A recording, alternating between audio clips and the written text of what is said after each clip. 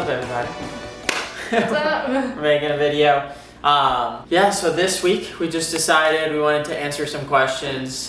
We've had a lot of people just reach out to us and check in, and so yeah, we just thought it'd be fun just to give people an opportunity to ask questions if you have any. So we're gonna just read through some of those and update you on how life is going here in Hawaii. So the first question I have is, any unexpected challenges or things you didn't expect when you moved?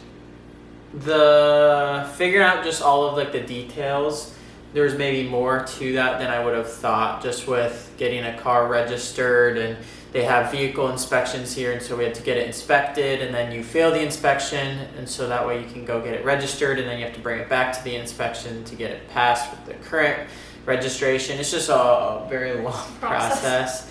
So I think some of those details were maybe a little bit more unexpected. I would say challenges too, like finding friends. Obviously we moved here knowing no one, so the first month was a little bit like, I don't know, felt like starting over. But just in the past few weeks we joined a small group and have met some really awesome people through that, have hung out with people a bit, so that's been really fun. But yeah, that was definitely probably the biggest challenge for me, at least in the first month.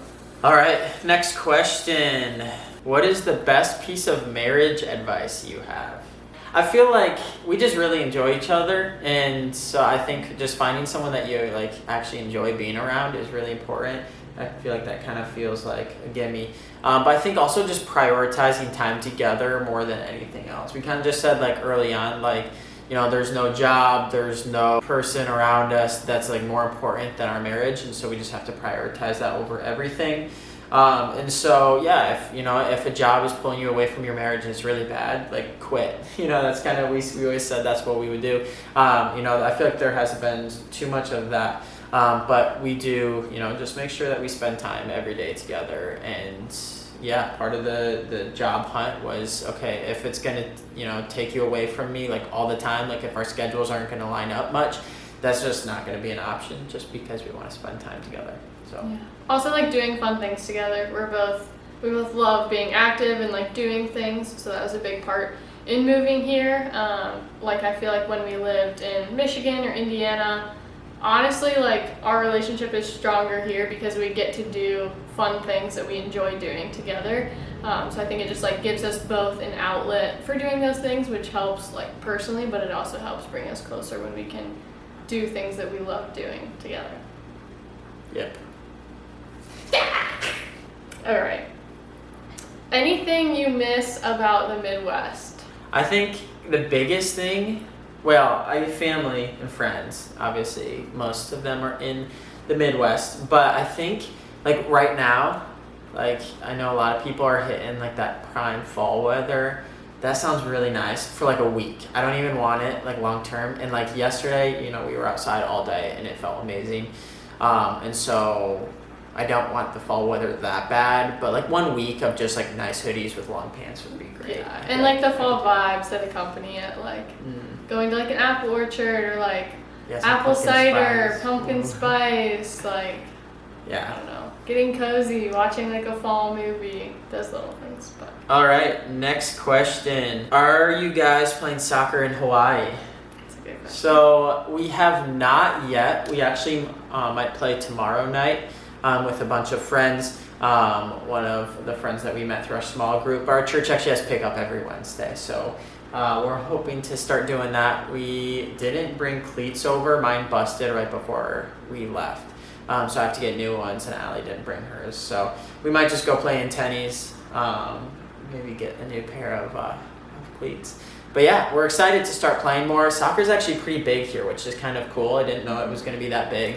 But all the time we see kids playing, lots of teams going on. So it'd be fun to get more involved as we go. But yeah, it's still adapting to living here, so keep looking. I'm gonna Do the pasta? yeah. Alright, I got some good ones. Okay. Alright, tell us about all the new exciting things you learn about living on an island. I don't know. I mean, it is just like you have no outlet, and so I feel like it's just kind of weird because everyone like knows who everyone is, like on the like all around on the island, not just like in our city or whatever. And so it's like everyone kind of knows who everyone is. Everyone's very connected, and then yeah, I mean, you get people that like if they want to go somewhere in vacation, like they're gone for big chunks of time. So I feel like that's all like new. It's just kind of like it just feels different because it's on an island. You know, you can't just like drive down to another state to see family or go do something. And so everyone's like super tight. And yeah, I think vacations just tend to be like for bigger chunks of time. Yeah. I don't know, but Yeah. Also, like everything here is a lot more run down, which was, I don't know, I kind of expected that since we were here on our honeymoon, but yeah, it's really hard to get resources here for things like like updating houses and things like that. So like there's just a lot of like dirt roads and houses that are super worn down, but then the person will have like a really expensive car. So it's just like a weird dynamic of like more kind of rural, rough living. But everyone here also has like a lot of money because they're living here and have houses and stuff. So it's a weird dynamic, I would say. yeah, and I think just in Hawaii in general, you get a lot of like diversity with where people are at. So you get some Hawaiians that they've grown a big business, or people that have came in and moved to Hawaii that are just very well off financially, and so they have actually really big nice houses, and so you just get stunning houses that you drive past, and then like 3 doors down you can get a home full of 4 generations or something living in that one kind of small home, and it's just super run down, lots of trash outside, doors have wood or cardboard over them and sheets, and it's just crazy to see like the difference with the people kind of like where they're at financially. Okay, next, I clicked out of it. Have you guys gone surfing and have you spearfished yet? I'll go. Yes, actually, I've done both. Allie hasn't gone surfing yet. I actually just went a couple days ago with a friend, which was super fun. It was small waves, took the foam longboards out and just went and surfed a little bit. It's just weird because the North Shore is like so intense with the surfing culture and the community, and so it can be really intimidating. And I love surfing. I've done a little bit of it, but like I don't feel comfortable enough going out by myself. I think I feel a little bit better now after going out with somebody that knows it a little bit more. But that was just super fun, be able to do that, go catch some waves. It was like perfect. So that was super fun. Looking forward to doing that more, especially with Allie and more friends. But then spearfishing, we did that a couple of days as well, and went down to Electric Beach. It's kind of where everyone tells you to go when you're starting off. It's like the one place that people actually talk about as a spot, and it's not like great. It's pretty fun just to snorkel, and we ended up seeing like 3 turtles, a giant whitefin shark, and yeah, it was super fun. But I ended up bringing the spear with me and shot at a few things. Didn't get any, but I saw one big blue uhu. It's a parrotfish, if you don't know what that is.